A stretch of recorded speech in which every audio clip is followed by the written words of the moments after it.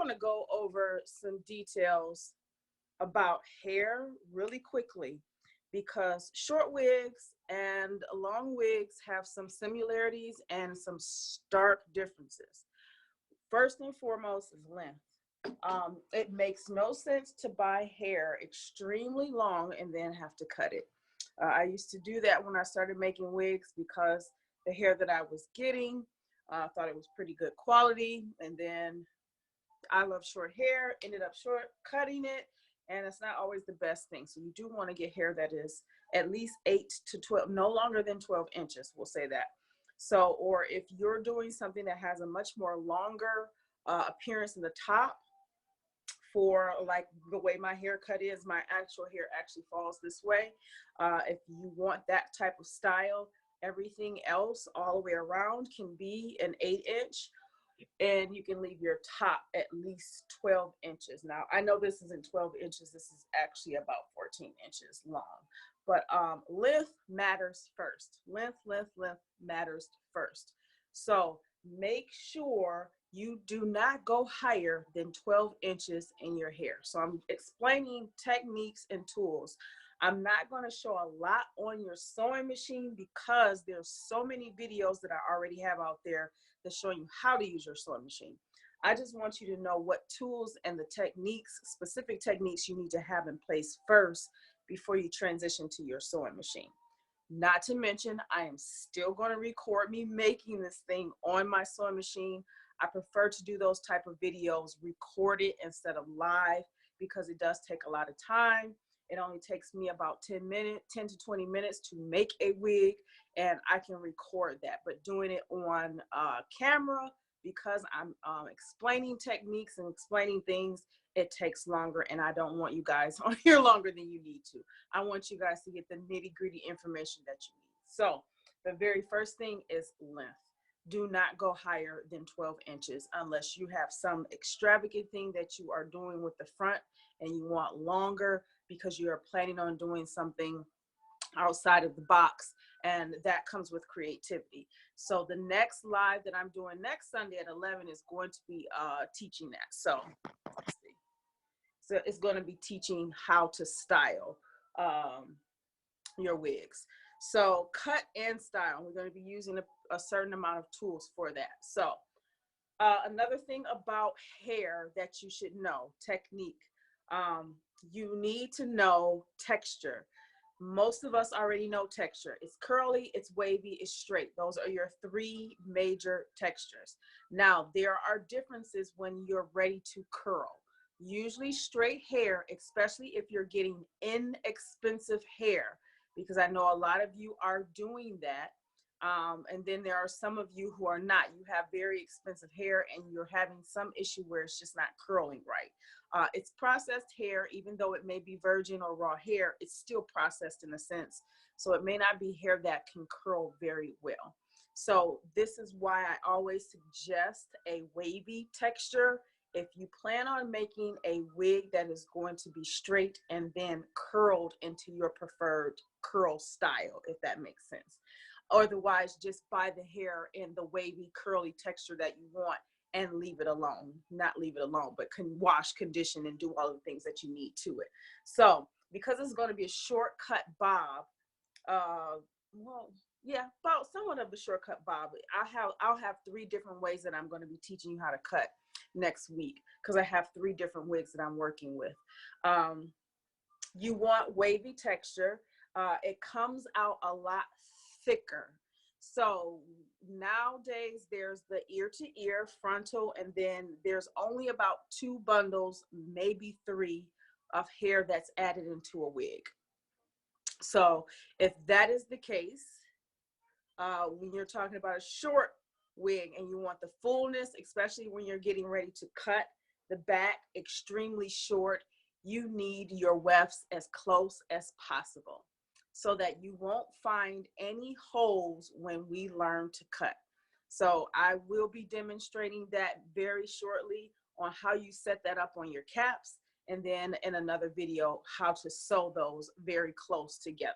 So make sure you have wavy hair because wavy hair tends to have a much more thicker texture or feel once you decide to once you flat iron it and then get ready to cut it, because you do have to straighten the hair in order to cut it for pixie cuts, and that's what this video is focused on. So that's the next thing that you need to know. So you need to know length, you need to know texture is very important. If you want your pixie cut to be even more fuller, even more thicker, we are going to follow the steps of making sure your wefts are a tad bit closer, not that finger distance apart, but almost sitting on top of each other. You do want to make sure you try a curlier texture. There's a wig that I am going to cut that's a curlier texture, and I'm actually going to see, this is a very curly texture. So once I flat iron it, it's going to have a lot of body to it. It's going to feel more so like African American hair. So if that's the goal you're going for, go for something that's a lot more shorter waves in this case, so, or curlier.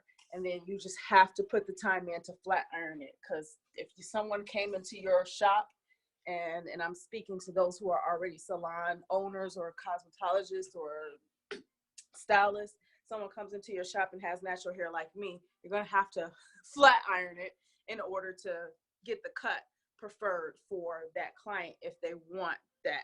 So keep that in mind. But straight texture hair does not curl very well. It's meant to be straight, unfortunately. So keep that in mind. Third thing you need to know, there are different types of closures out there. We already know there's your 4x4, there's your ear to ear, there is your circle closure, which is called a 360. For pixie cuts, the best are your 4x4, or there's 5x5. They have some that are a little bit larger than this, about an inch around larger, so that makes them 5x5s. You need this, and you need to make sure that it has very high density, because this is going to be what we call the crown of your wig. Placement of this is very important. That is going to be learned today, because I'm going to show you that there are several ways that you can place this, because you have to understand how hair lays on a natural person's head and how you can mimic that same idea on a wig. So your 4x4 closures need to have great density. Don't think about trying to pluck hairlines and all of that. Totally unnecessary for a pixie cut, because in most cases, the pixie cut, the bang, the hairline is covered by hair. So 4x4 closures or 5x5 closures will be used as your centerpiece to put right into the top of the head. You'll learn how to mold it in order to create the cut that you want. So that's the third thing you need to know. And the last thing, this is just a tip, and this is going to be reiterated in our certification program. I'm finishing up videos for certification programs. If you are a current lifetime student, you're going to get the videos anyway, because you're a lifetime student. So just know that that comes to you automatically. You are grandfathered into everything new coming on with Wig Making 101. So keep that in mind. But ounces, kilos, all of that stuff, if you do not know that, I'm going to give you some basics right now. I mentioned and this was in a video, so I'm going to mention again, but I mentioned for making your pixie cut wigs, you need at least 3 to 4 bundles of hair. And you may purchase some hair and you'll get this. And if you notice, this is 4 bundles of hair. The difference is it does not mimic this, okay? Weight is important. Most hair come between 3.5 ounces to 4 ounces. The shorter, it stays somewhere around 3.5. Longer, somewhere around 4, or it'll try to stay somewhere around 3.5. But you do need to weigh the hair so that you know what you're getting. That way you'll know if you have the right amount of bundles that you need in your wig. That's something I'm going to reiterate very in depth and closely when it comes to hair textures and bundles. So in my appearance of this, this looks like 2 bundles, not actually 4, if you were to compare it to this. That's just based off my eye. But what will alleviate that? Kitchen scale. Weigh your hair on a kitchen scale. It's totally fine to do that.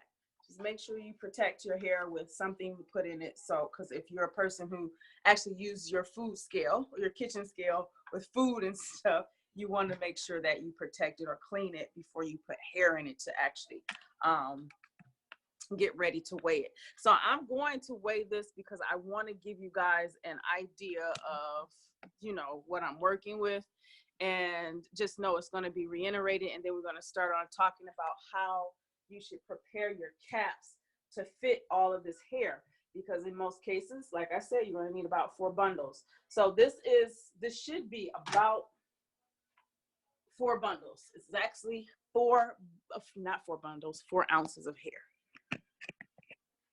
So I just want you to see that. This is 4 ounces of hair, okay? This is a full bundle that I've had from another wig that I made for a client, which I believe I posted that video a while back, but that was for a client. This is 14 inches stretched out. That's the length you want to know about. And then this, we're going to put this in here, and let's see how much that is. That's somewhere about 2 ounces. So if I just drop another one in there, now it's at 4. So you see what I mean by weighing your hair. So in actuality, this is not enough hair for this wig. I need you guys to understand weight. That is the most important tip for short hair. For long hair, it's plain and simple. The length, the longer it's going to be. If it looks like this, it's going to be about 3.5 to 4 ounces. In most cases, you're not going to use no more than 2 when you're doing ear-to-ear frontals. No more than 3 if you're doing a closure, and no more than maybe 1 or 1.5 if you're doing a 360. But that all depends on the texture and how thick your client or you want the wig to be. So keep that in mind. So you need 3 bundles. You need 3 of these, not 4 of these, because this is actually just 2 bundles. So weigh your hair when you get it. The truth is, I sent a link. It's underneath a video when I mentioned what tools you needed for this. I'm not expecting everybody to try and do this with me, but I need to get it out there and let people know that there are certain tools that you need. So this is not enough hair. So you guys are getting this major information. This is not enough hair. You actually need 3 to 4 bundles. So that means I have to purchase some more. I got it from Amazon. I sent a link on there. This was about $25 for this, and it makes sense why it was $25, because of the closure and actually just using 2 bundles. So you need 3 bundles because we have to put these pretty close. But I'm going to work with it and see how far I get. And if for any reason I can't complete the wig with all 4 of these bundles and I still have some left, that means some space left to add wefts in, I will record that. I'll just have to purchase it. It's only a day. It comes to me in a day, and finish it off, and then let you guys know what's the proper amount of hair that you need for your short wigs, which I already know from doing it so often. But weigh your hair. Get a kitchen scale and use that bad baby, or just buy an extra one specifically for your wigs, so that you can be sure about this, because my company offers services and making you wigs. We go by kilograms. We do also go by ounces as well, but because they're in South Africa. So here we do everything by ounces, and I understand the transfer of it, and I want to explain that in a separate video for everyone to know.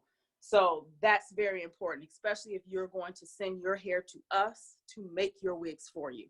So I digress on that. So caps, best caps to use.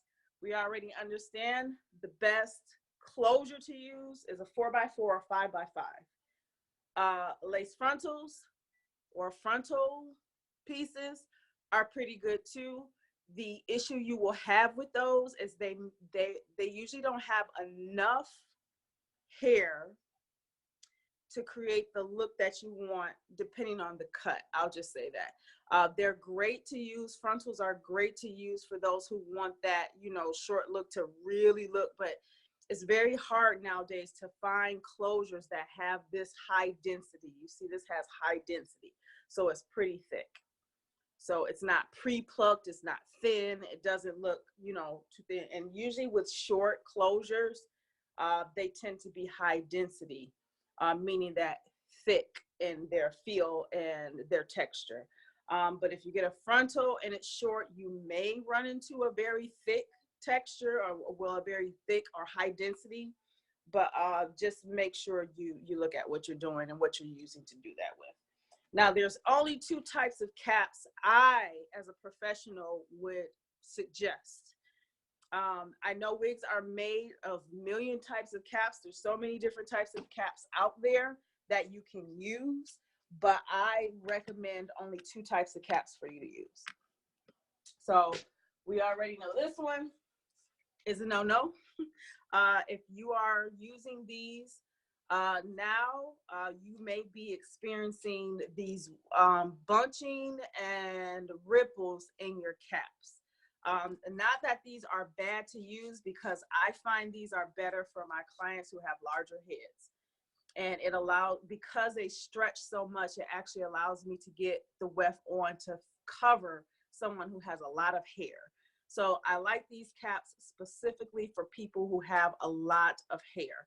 So if you are doing a short wig for someone who has a lot of hair, as a professional, I would suggest that you not use this cap. No, it's gonna look bumpy. They need to braid their hair a certain way, or not even look for a short wig, or you would use one of these two. Dome cap, or which has recently become my favorite, honestly, are these caps. These are manufactured caps. So these are easy to use. They're easy to teach on. They're easy for your clients. They're just easy. These are pretty easy too. These kind of have that thing where it just like it fits and sucks to your head. So I'll just say it that way, because it has the elastic. Now, you will have clients that may say they don't want this cap because they complain about it being too tight around the circumference of their head, because of how these caps actually fit in this thick elastic band. And that is totally fine. If they mention that to you, that's when you use this one instead. So again, these are the only two caps I would only suggest that you use, period. A dome cap for someone with a small head, or this cap for anybody, including those who have a lot of hair. They just have to prep their hair a certain way in order to put this wig on. So if you're not installing it, you're going to have to learn how to instruct people how to install your wigs, your business. I'm talking about these things because these are part of videos that I've already recorded, and I just want to start putting them out there and getting the bug in your ear, because some of you are about to start selling wigs pretty soon, and or already are, and there's just some little small things that you need to be very clear on so you can have consistency with your product. So these are the two caps, period. Dome or this cap. It's called a ventilated cap, open cap. I put a link in the description box of the video of the tools. I will make sure I put links again this time for all of the tools. I want to do the site a little bit differently for the year 2020, so stuff is going to be a little bit more concise, because I got a lot of videos. I have a lot in my head trying to put out there. So we are actually going to demonstrate, trying to decide which cap. We can demonstrate on both. I think for me, I'm going to demonstrate on both, but I'm going to use this one mainly. So I'm going to start and demonstrate on the one that I would prefer people use the most. And as you can see, blocking your caps. So knowing the difference of which side needs to be seen and which side does not need to be seen. You need to see the elastic straps. So that means if you put this on your wig head this way,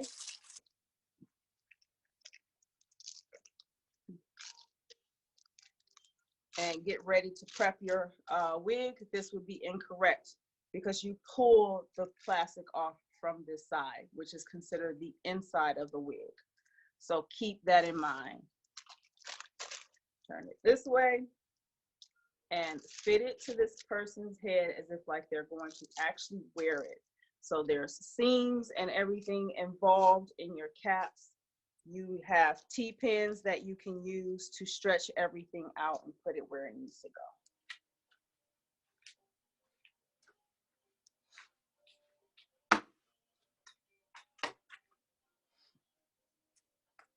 Your elastic straps should be open. They shouldn't be hooked into this. And you're just going to pin where you need to pin in order to make sure this is stretched out good enough for you to prep it.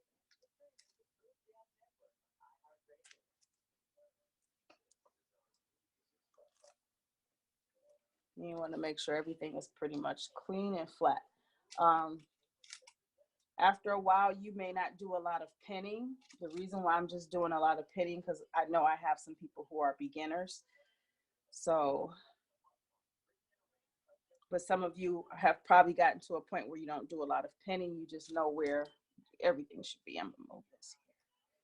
So these are my 4 points: ear tabs, neck tabs on each side. That's where I pin the most. I know I teach that you pin in the front and things like that to keep it from sliding off, but we're just prepping and we want to make it look as if like this person is actually wearing this cap. So I gotta check and make sure. And then your elastic straps, you need to get those out of the way. However you do it, please pin them out of your way.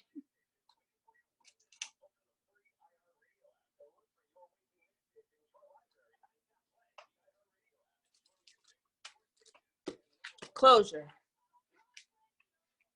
should always go on first, never last. It's best if it's hand sewn down, and then the last weft that you sew on secures it. That is the most important thing. That is something you want to do with all of your wigs, because that's how I teach it, and it's better security and it just looks more professional. So even if you, well, maybe I'll talk about that another one, but what I was about to say is if you have a U-part wig and you want to add a closure to it, that's how you would attach it, is that last weft, you would put it together with your sewing machine, and that's what secures that last stitch. Now, you want to hand sew your closures down, and you want to first think about how you want the hair to lay. Okay, so if you want a lot of length, just know you're going to be sewing tracks towards the front to give it more thickness and more fullness, and you will more than likely put your closure just about dead center, top crown of the cap. So if you notice when I pull this hair back, there's space to put more wefts. That will give you your thickness, okay? So you want to think of this as not as a fringe bang. You're thinking of it as a top closure piece. Here in Detroit, Michigan, they sell these very small circle pieces in what we call a 27 pack, and they're made for short hair. And I will be doing a video on that as well. But I wanted to show you guys using actual professional, you know, raw hair in a sense. But you don't want to think of it as a fringe, whereas you can see all of the hair falls towards the back of the closure. This is considered the front. But if we turn it this way and make sure that this edge lays on the edge of the cap, now it becomes a fringe. And if you feel that this is enough hair to cover the front because you're doing a much more shorter pixie cut without all of this extra bulk and length, then this is a good option. So there you have number 2. Place your closure first by first deciding how your cut is going to look. If you need to find a picture reference to do that, find a picture reference so that you can make the correct decision on if you need to add tracks in this area for thickness and length or not. So those are your two ways to place this. So dead center, meaning that with this closure, you'll notice that all of this hair, that's the actual hairline of this closure, sits along the back right before we start the paper. Right before we start the paper. So that sits there. And know that there's going to be some of this hair that's going to be molded towards the back to cover wefts. So know that. That is also the same thing if you lay the back of the closure towards the edge. That means you'll be sewing all the way up to the top of the closure, and hair is going to be pulled back to mold with it. So keep that in mind. So in this case, closure comes down first. Sew it down first based off those choices, and then we can make sure that we can make our markings to make these lines a tad bit closer together so that you'll have the fullness you need. So when we start using razors and scissors and things like that, and I'll show you what those tools will be before I'm done, what tools we'll be using to cut. So that's what you do on this cap. Now, in the last video, how to make a wig from beginning to end, you still have access to that video right on the home page in the student area. So you can still watch the replay of that so that you'll get a understanding of how you should prep this cap. I'm going to actually prep the other cap because I like using the dome caps for my short wigs. Because in most cases, those who want a short wig, they either already have short hair or no hair at all, and they want something that sucks, you know, kind of sucks to their head. So, or not sucks, but you guys know what I mean. So depending on your cap and the brand that you have I want to call them princess seams because that's my profession in fashion design and textile design. But you have what princess seams, and they are wide in the front and comes to a point in the back.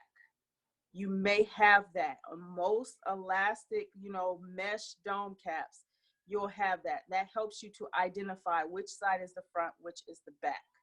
It's way more comfortable to have this in the front than to have this point in the front. So keep that in mind. So we're going to place that on this cap, and I'm going to prep this cap all the way to finish. So these lines should be equally centered distance from the actual center of your cap. So keep that in mind. They won't be on the actual princess seam of the wig head, but they should be evenly. Pulling them all the way down towards the forehead, in my opinion, is a no-no, because at some point it's going to seem smaller, and that becomes an issue. So you have to look at this wig head as there is a forehead that you have to mimic. So it should be pulled a little bit further back until you see that there is some kind of excess fold in the back, and then that helps you to understand that you need to pull, make sure your V is right in the center, and then you need to pull this pretty nice and tight and pin it. Because you do want this as flat as you can possibly get it, because keep in mind, you're going to be what? Writing on it. We're going to mark it. So I'm going to find my center, I'll push it in, and then I'm going to create that same line here, okay? So I'm going to pull and pin and create a line. Same thing on the other side.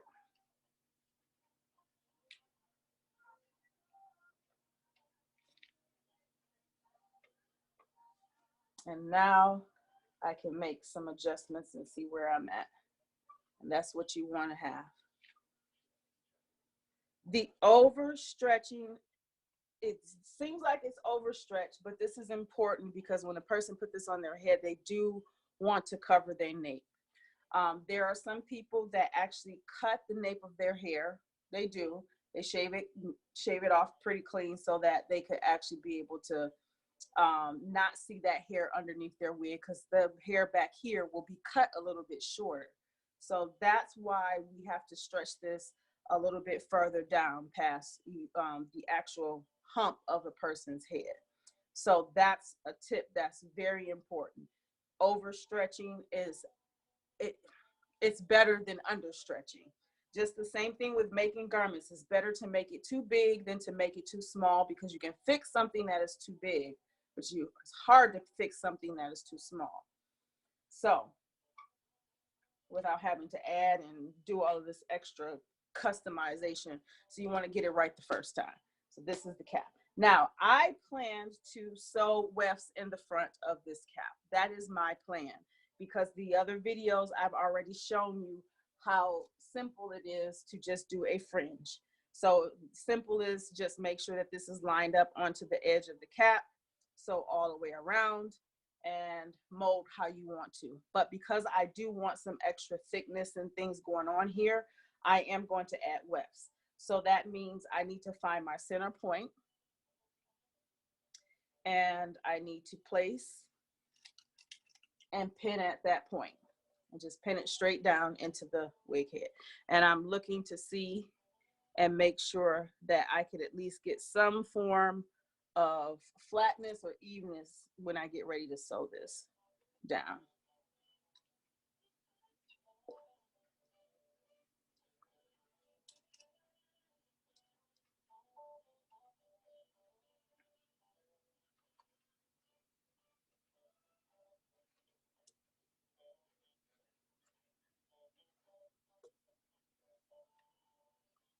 Now you have an option of whether you want to leave this or sew right on top of it.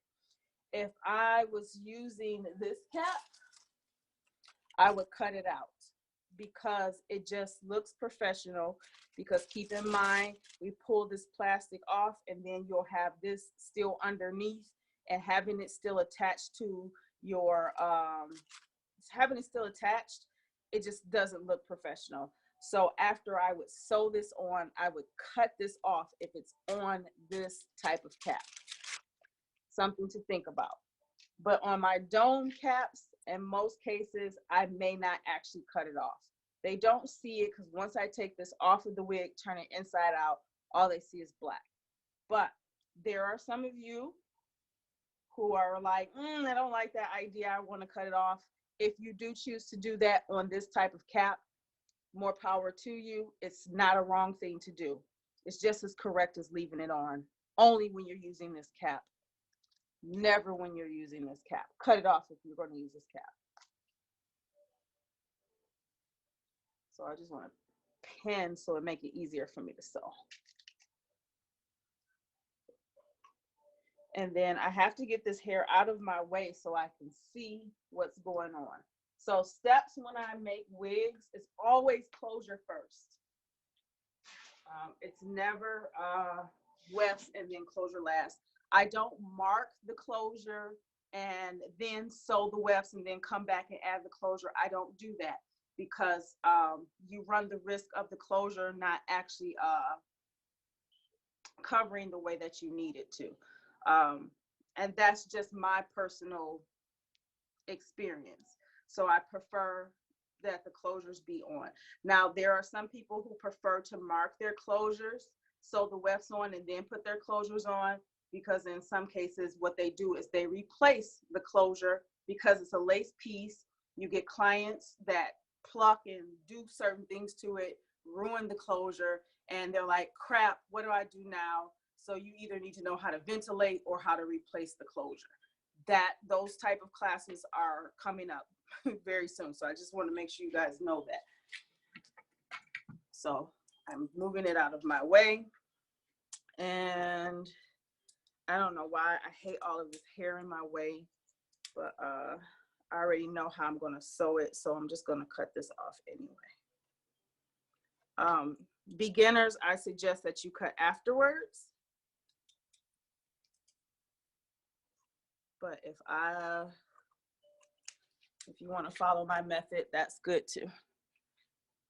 But if you notice, I still left enough lace that I can see so that I can be able to sew on top of that. So bring light.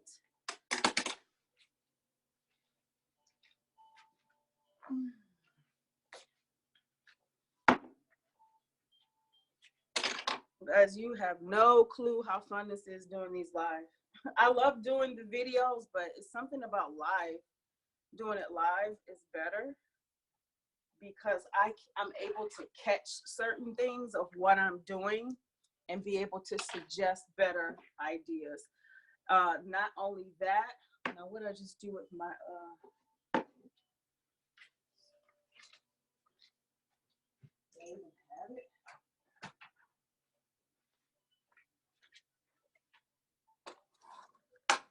so you get to see how sometimes I can be all over the place. I did have it. I heard it drop. I have so many curved needles. I have a lot of curved needles. So I have some that are more curvier than others. I have some that are the L curve. Some of them that are big curve. This is the one I prefer to use.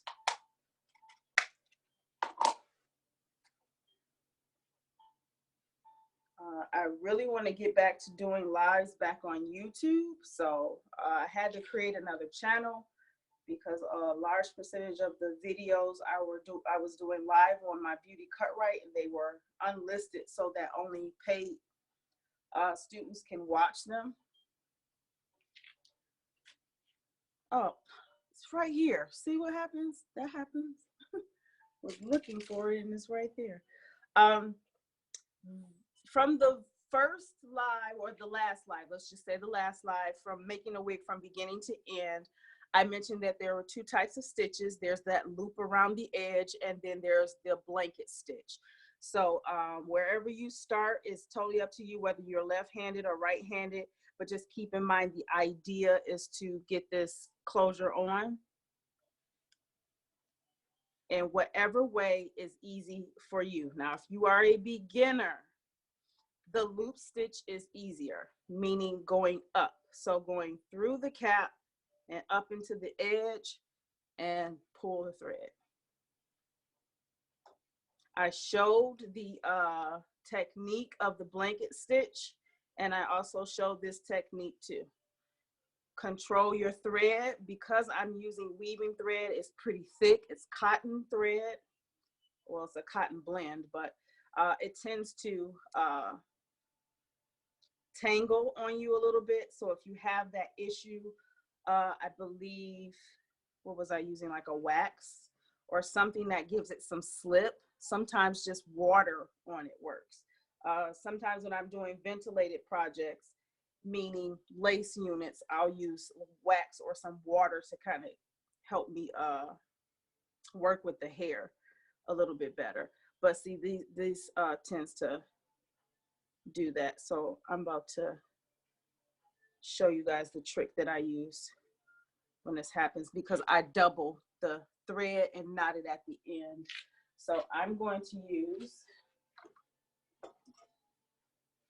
something as simple as sheen spray.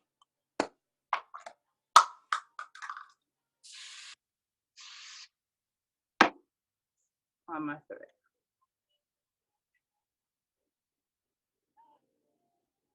And I'll have less less problems with it doing that, for, you know, less issues. So just to let you guys know, there's quite a few of you who've been texting me, emailing me, and we've been working together. So if you notice that I'm showing some tricks that that you've heard me give to you, it's because I think everybody should know it. So thank you for emailing me, texting me questions and things like that. because you ask things that everybody probably needs to know. So I don't consider myself the know-all of everything. There's some things that other people catch that I may not catch. So asking questions and things like that is a great thing to do. And I'm very flexible, so I'm able to help you. And in some cases, I might tell you to figure it out. And reason because I want you guys to take responsibility for your own creativity. All I do is show you the basics. That's my job.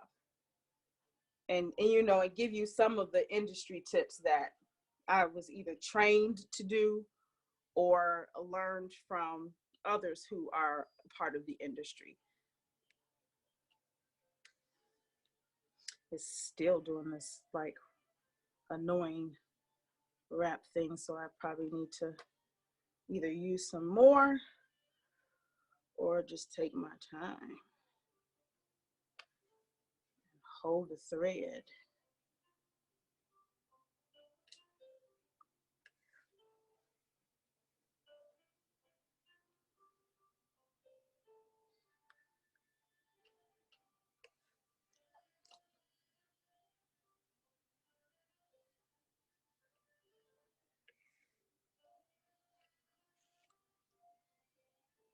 I seriously cannot wait until next week because the cutting technique that I'm going to be showing you guys is going to be so easy, especially if you're not a stylist. There are some people that are students here that are already stylists.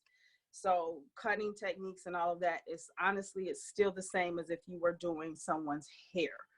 But there are some techniques that are only practiced on wigs because of it not being, you know, mostly human hair. I'll say that because some people make synthetic wigs. So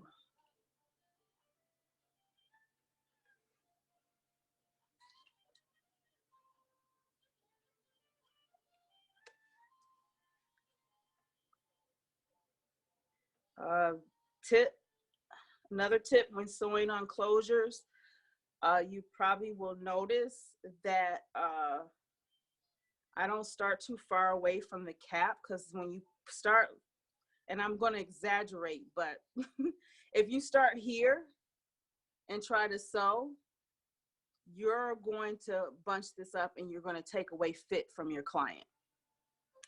So it's better to start right underneath the edge of the closure, putting your needle right underneath and right through the edge of your closure and pull. That way you don't see the thread, it's more secure. They don't see the thread, it's more professional.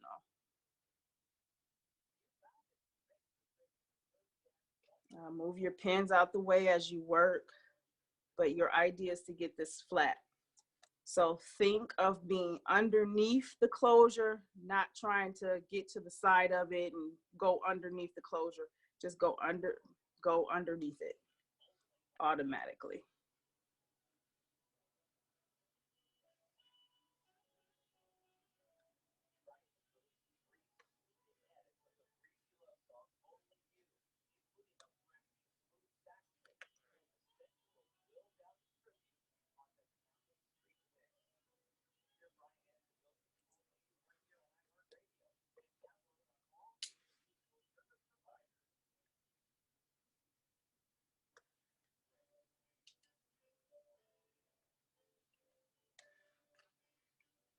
Another thing to mention, if you do not use weaving thread, if you use any other type of thread other than weaving thread that you can find at a beauty supply store, or I got a knot here coming somewhere.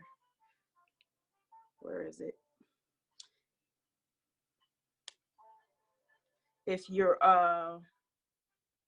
use a thread that is for embroidery, like embroidery thread is silkier. So if the thread looks silky, use that. And I'm talking about if you're looking for thread from not from a beauty supply store, but from a fabric store, or from Walmart, or from Target. Well, I know Walmart sells a lot of thread. So, but if you don't use weaving thread or can't find weaving thread, any thread will work.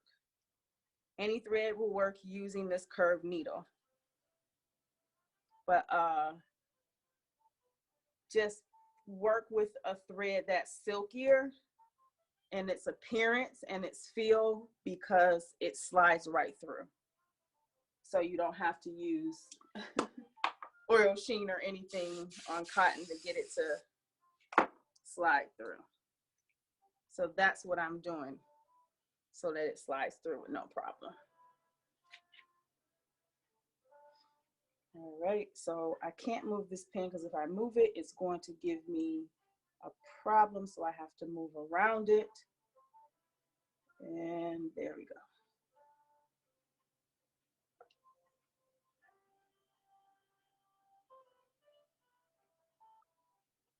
Now, this is different. I'm not going to be going through the edge. I'm actually just going to go right on top, and I'm going to go down and get my needle underneath the cap and the closure and lift it up through. So it's going to go in a straight line all the way to the back. How far apart the stitches are, we're getting into fashion, so I'm not going to talk about that. The simplest way to say it is just, once you get it through and pull it through there, just start again close to or as far as you want.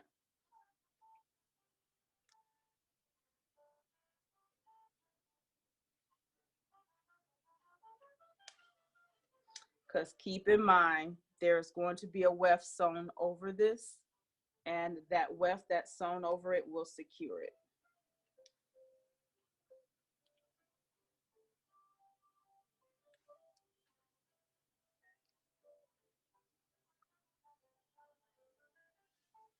Cool. So now that I'm this far, I'm going to take my pins out.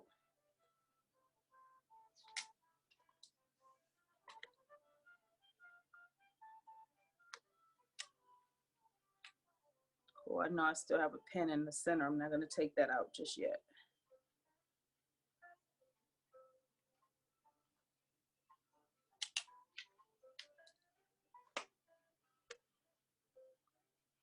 And then I'm going to knot this the end. So I'm going to pull it through, and then I'm going to feed it through the loop. I'm going to go up underneath, so through the cap, through the closure on the edge, pull the needle, open up, push it through. Do this as many times as you feel comfortable, but too many times and you're going to feel a knot there. So no more than 3.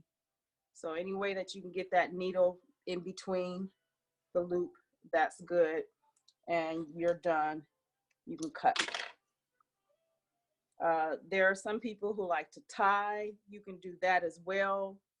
But whatever your knotting method is going to be, make sure it doesn't create a big bulky knot in that space. And now my closure is placed. And so now the next thing is actually deciding, making clear understanding of how I'm going to place these wefts. Not only that, placing these wefts have to be a tad bit closer.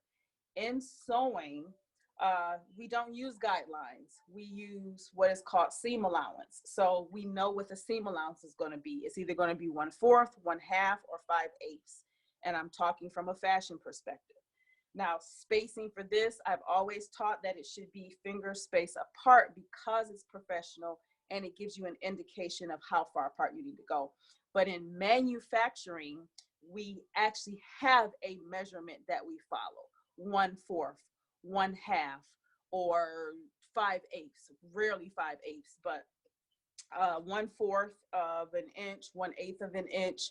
right on top of each other could be that.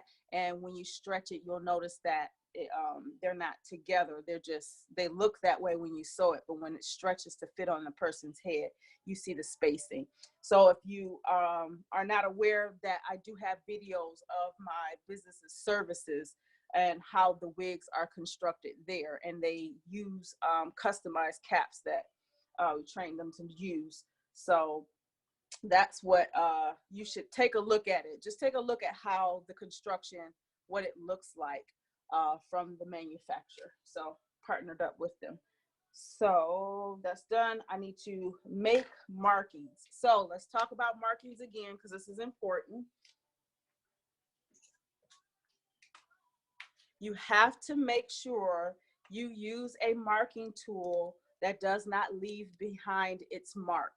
Because if a person, you sell this wig to someone and they look on the inside of that wig and notice that they can see silver lining or anything of that, that just takes the quality of your construction down.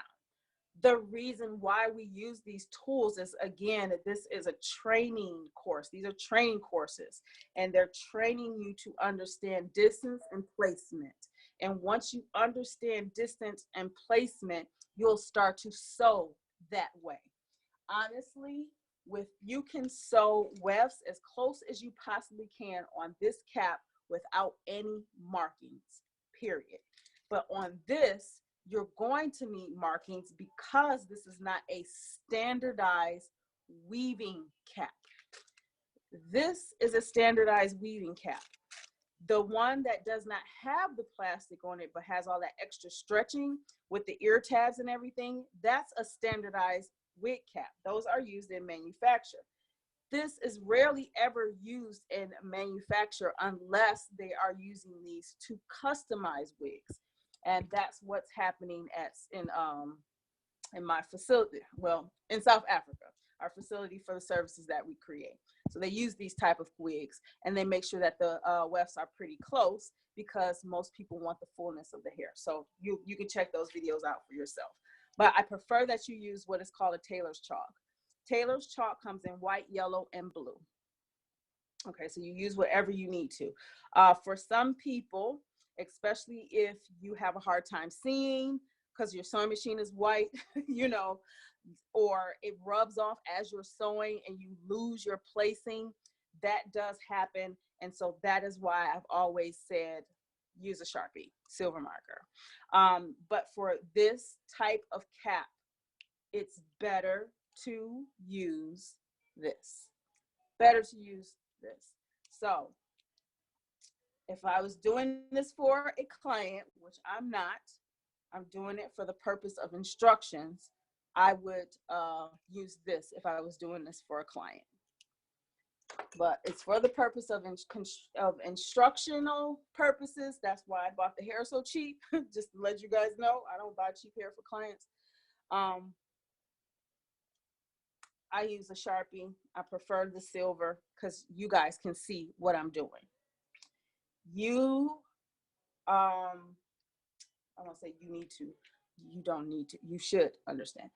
It's important to understand how wefts and wigs are made and how hair lays on our head, especially if it's a wig. Now on our head, you know, you can mold your hair however you want to, but because Pixie cuts are short and they're in this bowl cut, you need a bold, like that's what I'm trying to say, a bowl cut, not like a bold cut, B-O-L-D, but you need to have this U shape, this circle shape. And if you notice, there's spacing right in the front of my cap in order to sew wefts on here.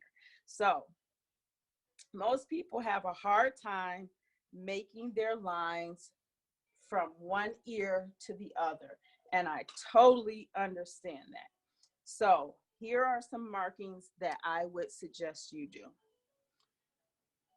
This is one.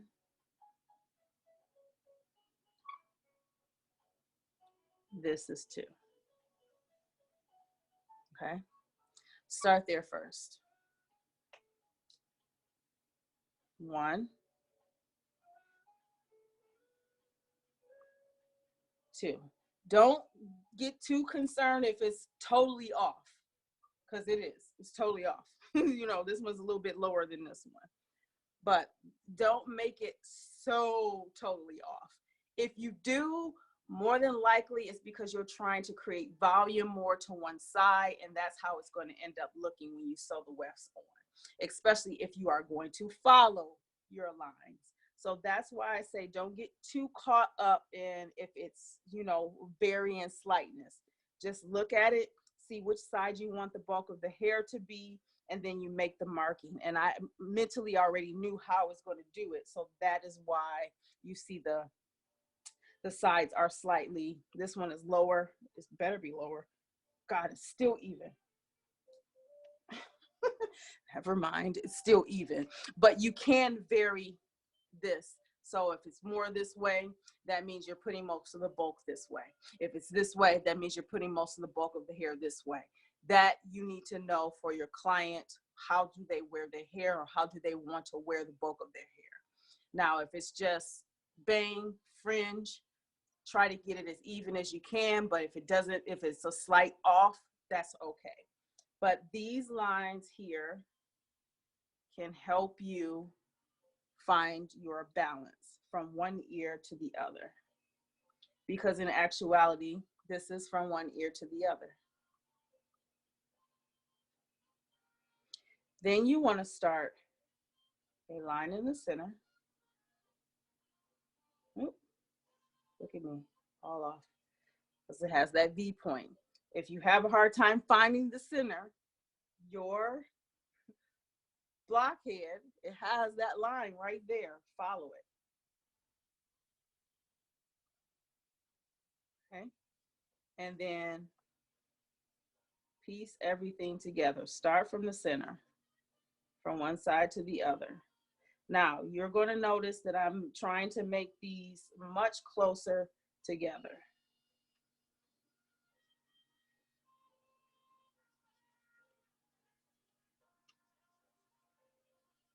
I'm not trying to make them too much finger space apart. And I know it's different. Everybody's finger thickness is different. But I'm trying to make them pretty close to each other, all the way through. So when I start to sew, well, when I start to cut, I won't find too many areas where I'll have holes. But this is what you're following. So start center, and you'll see they're very close together, and I only focused in this area space by space. Now, at this point, everywhere else, you just follow the line that you've created.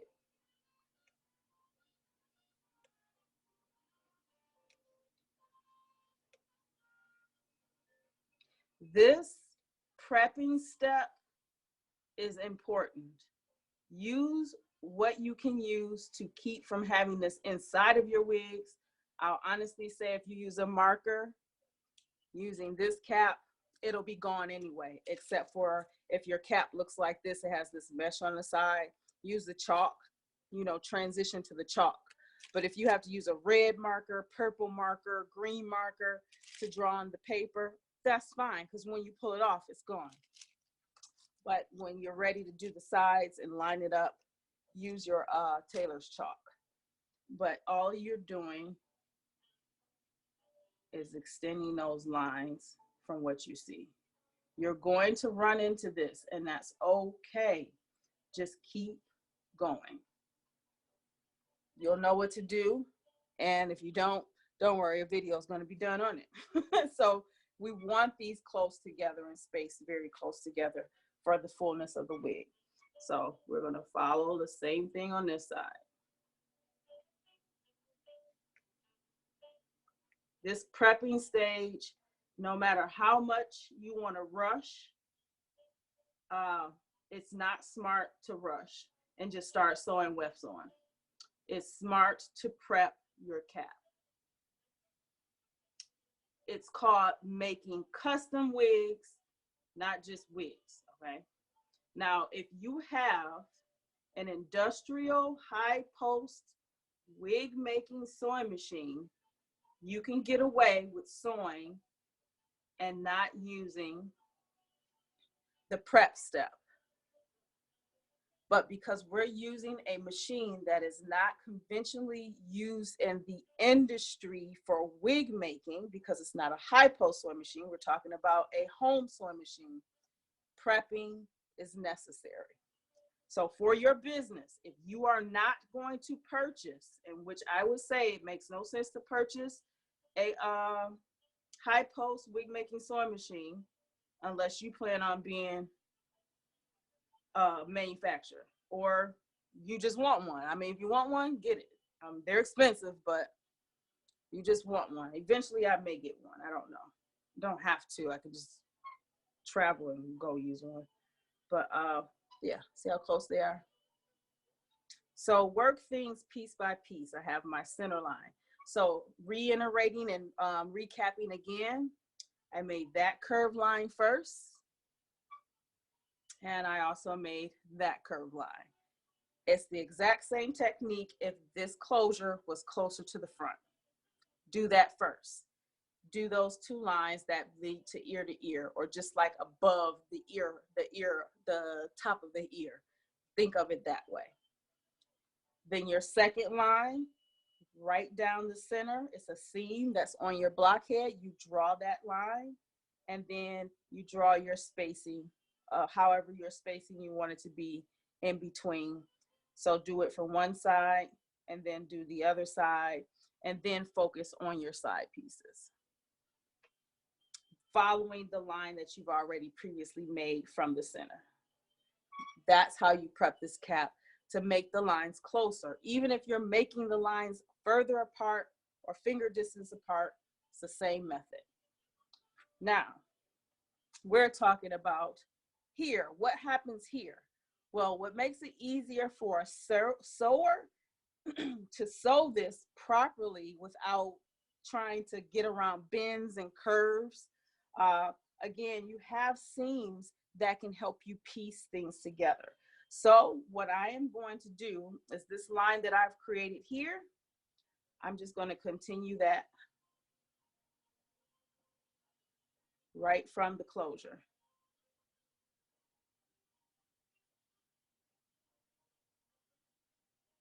All right, continue that right from the closure. Same thing here. The closure is here along that line.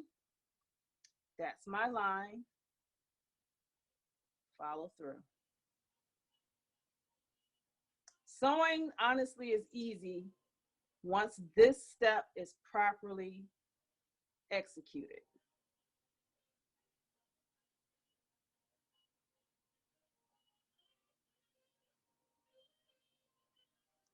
All right, so you guys can see that. Let's do this.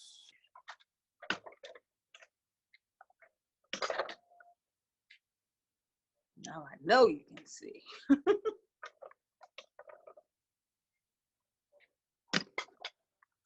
There. And then here in the front,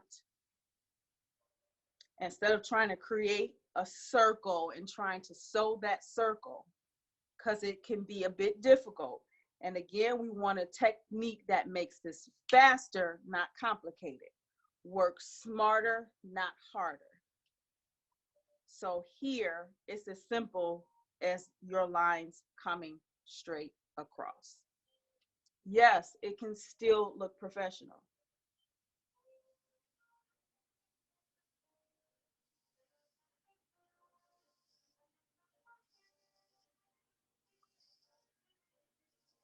In the last video, I made mention how important it is to backstitch beginning and end so that your wefts stay nice and flat to the cap. Does not matter what type of cap you use. Do the exact same thing when you're doing pixie cut wigs as well. So pixie cut wigs, again, the wefts are closer, much closer, to almost where they feel like they're right on top of each other. So that is why I say you need 3 to 4 bundles. And you might find that you might need 5, depending on how close you're sewing them. but I'm giving these a little under a finger space apart. If I was to sew these and I lose my way with the lines, I can feel that the tracks sit right on top of each other. Again, that is going to be a separate video because that is so much easier for me to do and explain to you in a video that's like straight to the point, because I want those things to be straight to the point. I show you and demonstrate, show you and demonstrate. And live videos, sometimes with sewing, it can get too lengthy. I'll say that. It'll get too lengthy. So that's why. So there, this is prepping, ready to install the wefts. There's only 3 steps. You need to put on your closure, you need to prep your cap, and then you need to install your wefts. Those are the 3 basic steps to wig making, period. I mentioned other things that you guys need to know when it comes to weight of the hair and all of that stuff earlier in the video. I'll still be doing more of things of that, but wig making is the same, even if you are making a short wig. My only suggestion with short wigs is, you know, you need more hair. That's it. You need more hair. So, and another video, which I will probably attach to this one, but what I'm going to do, because I didn't do this last time, I'm just going to upload this video right to the site, period. And then once I finish the other one, I will take this video and tag it to that one or edit it together and then send it right back out, or separate. I don't know. You guys probably will email me or text me like, oh, just give us another video on it to finish it off, because we have to finish this wig, because August the 11th, we will be learning how to cut and style. So let's put this back down so you guys can see again where we're at. So I took the I took the band out. So there is a video of me doing a fringed bang wig. Show you how to make it. I actually made it by hand and showed you how to mold and all of that. Check that video out. I believe that's in master course number 1 and number 2. There's also master course number 4, which is the styling. So if you have a hard time finding that video, those are the 3. 1, 2, 4. Those are the 3 to look for them. But just keep in mind, I'm getting ready to revamp the whole site to make it a little bit more straight to the point. I know I have a lot of videos, and some of it just needs to be condensed down, because I need to simplify things a little bit more for you guys. So current students, you already know, you got access to that. Once it's out, it's yours. But for new ones, it's going to be a little bit different for them. So they just going to have to catch up with you. But that's where the pin is. It's right in the center. But this is just to let you know, this is how this closure is being used to close the top. Like I said, they have little small circle ones that they sell at beauty supply stores, or you may find it on Sam's Beauty. I linked that in master course number 7 on outsourcing and stuff, and I'm going to redo that and show you guys actually step by step how I shop for stuff, so you will see, and finish up the list of raw hair companies that you guys can go to if you don't have of your own. And that's what they use that circle piece for, but I prefer 4x4 closures. When I take this off of the wig head and sew the wefts on, some people do like the option of cutting out the center part of this so that they can see that it seems real in the top, but it's not always necessary. There are some other techniques to making this look real in the top. If you know your client wants that comes in other videos. So I just want to show you guys how you actually make it. But this is just a closure that's put on backwards and pulled away from the front so I can add more tracks for fullness. So something else to say too, some of you may find that this straight thing doesn't fit you and you want this this kind of idea going on, using your closure, it's just a matter of you changing your lines. Just keep them close. That's my only suggestion. So you want to change your lines, or you want to change the way the closure is pulled, you can do that. It's creativity. It's your freaking wig. You got a technique that you like and you prefer, I would love for you guys to send me a picture, because I like that stuff, that we all learn from each other. So I consider myself an expert to this, but if you've been with me for a while, you should be considering yourself the expert too, because your creativity is different from my creativity. And so that's how we help each other out. I like that idea. We're all creative. So if you got a different way of how you like to make it work, please send a picture. I think that is amazing, and I will definitely post it, because I think that's amazing. Please do that. I hope someone does it, please. I think that's fun. I like sharing other people's work. But yeah, this is gonna be a nice wig. I can't wait to cut this baby. Yep. So next video, I am going to post this immediately. No question asked. So you can come to it as soon as you can.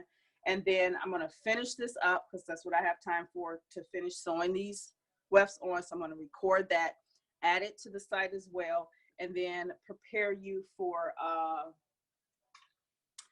the second half, which is cutting and styling. So I did say, yep, we're in right timing. So cool. Said an hour and a half for this. I did say that I was going to tell you guys what tools you will need for August the 11th, next Sunday at 2 p.m. It's also 8 p.m. Europe time for those who are not in the U.S., because I do have a lot of those who are not in the U.S. Tools that you will need. And I want to show you what they are. So, and I need to buy some more. Clippers, trimmers, simple. And I'm going to buy more, but these are trimmers. So if they're smaller, there are some that have a much more longer head on them. You have those, boyfriend or your husband or whoever has them, brother.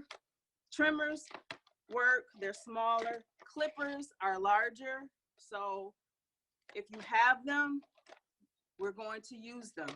If you don't have them, don't worry. Not everything is done with clippers and trimmers. So if you have them, I am going to show you how you can use those, because that's also my expertise in that. You're going to need shears. I'm going to buy some more. I like mine's pretty loose because I like to be able to move a lot faster. But these are shears. Yes, you can find them on Amazon. You can find them at Beauty Supply store. Don't think you have to have some real expensive shears. You don't. Because if they cut, they cut. That's what we want. But just thinking professionally wise, those of you who are stylists, I'm pretty sure you have a pair of these that have like the, those are the ones I just ordered, to have like the soft, like silicone thing in it, so it's comfortable for you, because you can get carpal tunnel scissors and drawing and all the stuff that I do. I'm surprised I don't have it now. But you need shears, cutting shears, and you'll notice that every one that I pull up, it has this in here, because there's a way that, you know, professionals are taught how to hold their shears. So shears should be sharp. We have thinning shears. Thinning shears look like a comb and straight at the top. This is a pull method. That's one method, but I talk about the different methods and how to use these in Master Course 4. The Master Course 4 is about cutting and styling. So you need these. You don't necessarily need them because they're thinners, and you might not want to thin things out, but if you do, we'll use these, or we'll use a straight razor with a comb. It's a straight razor with a comb. I have some other ideas, I think. Where are you? I have a whole lot of cutting tools.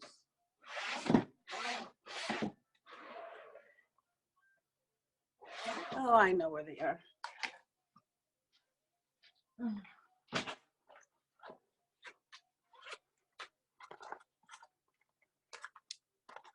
So I have a lot of straight razors because with short hair, especially straight, when I used to have straight, I used to have relaxed a relaxed pixie cut.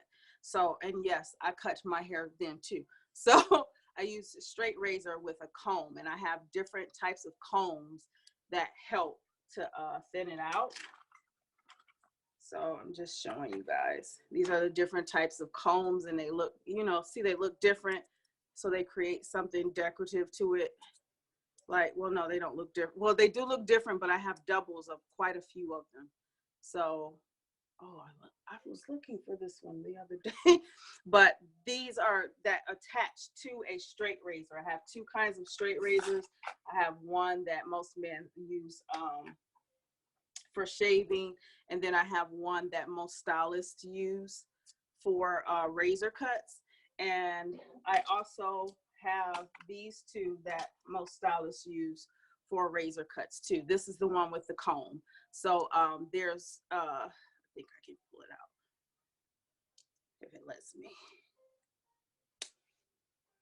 Make sure I don't break it. But these are the razors that are inside of it, and then you could put this on and slide it, and it's like a comb. It's like a comb. It's one that's a shorter comb and one that's a longer comb, and it mimics like clippers and trimmers. That's why I say if you don't have clippers or trimmers, you don't have to learn from those. You can still, I'm still going to show you how to use from these, because I have 3 different wigs that we're going to demonstrate on. So yeah, this one does the same thing, but I don't think I want to take it loose, but there's a blade in there. So these are the ones with the combs that are already attached. The blades are in there. And then you have the actual straight razors that come with combs that slide on. You can find them at beauty supply stores. You can find them online on Amazon. And the reason why I say Amazon the most, mainly because most people have Amazon Prime. So, but if you are out of the US, I don't know if Amazon works. I need to find out for those who are out of the US that are international, what avenues you use, but it's called hisandhers.com. HISandandher, her.com. Hisandher.com. Don't know why it's named that, but they sell wig caps, ventilating needles. They sell cutting tools, razors, blockheads. They sell them. I'm finishing up how I'm going to just start selling them on my site internationally for everybody, so that you can be able to get these materials like right from the site and not have to wait. So I'm working on that, guys. It's just a lot of work. It's getting it like inventoried out and all of that stuff. So people keep asking, so I guess it's in high enough demand for me to put in the work and get it to you guys. So yeah, that's what you're going to need for next Sunday. So clippers and trimmers if you have them, cutting shears, cutting thinners. If you don't have them, don't worry about it, because we have blades. We have these, and they're very inexpensive, maybe about $1 or $2. No more than $5 I've seen them for these. So that's what we'll be using. You'll have your finished wig. Probably by tomorrow I'll have it uploaded, because I'm gonna, once I'm done with you guys, yeah, cool. Once I'm done, I'm just gonna start on it, record it, get it edited, and probably by tomorrow you'll see the second half. I'll make sure that I'll send out a email blast for everyone to know that it's available on the site for you guys to see, and then we'll be ready for the next.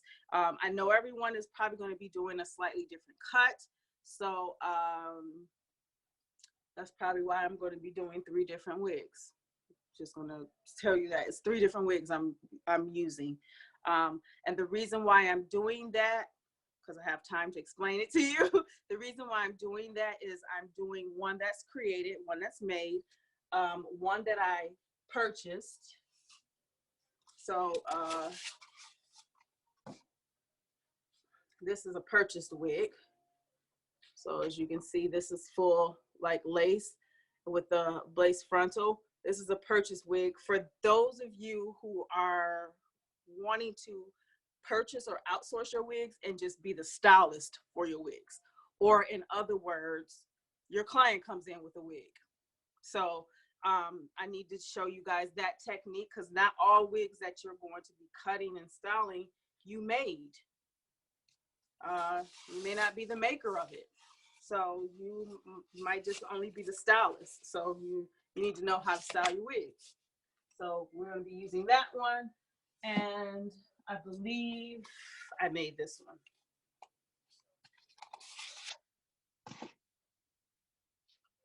Nope, this one's purchased too.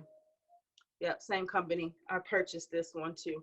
And I cut it into a bob. And now I'm changing my mind. And I want to make it shorter. We'll see. But yeah, I purchased this wig to play around with it and see. It wasn't as costly as I thought it was going to be. So that's why we're going to do the 3, if 2 to 3, I'll say that 2 to 3, because I might not change this. This cut's really nice. It's a nice little bob here, but that's what we're going to do. So you're going to learn how to make a pixie cut style, 2 different styles or styles that's similar to close to what you want to do. One from a wig that you've made, which that's what I'm about to do, and one from a wig that's purchased. That way, if you'll know how to do it, if you decide that, hey, I don't feel like making wigs, I want to purchase them and just be the stylist for them. So that's another form of income that you guys can pull out your hat. Just throwing that out there. And I think that's it. That's it. To those of you who are my business course students, Wednesday, you will be getting a text message of a video that I am finishing up as well on getting started selling your wigs right now. You probably have noticed that I have partnered up with Custom Wig Mart. Everything that I wanted to teach in that business course, they actually provide for you, do it for you, but you're doing it with my assistance. So since we're partnering up, that's no extra cost to you at all. No extra cost. Amazing, right? So yeah, partnering up, it's no extra cost to you. You can start selling your wigs right now. So if you have a lot of wigs, they're like really opening up their shop worldwide September the 1st. So your stores need to be set up on there, and I need to show you guys how to set it up. It is very simple. I'm going to be putting a video out there, and then for those of you after watching that video, if you are confused or still having a hard time, then I would love to work with you one-on-one. And when I say love to work with you one-on-one, I'm not talking about no text messaging and talking over the phone.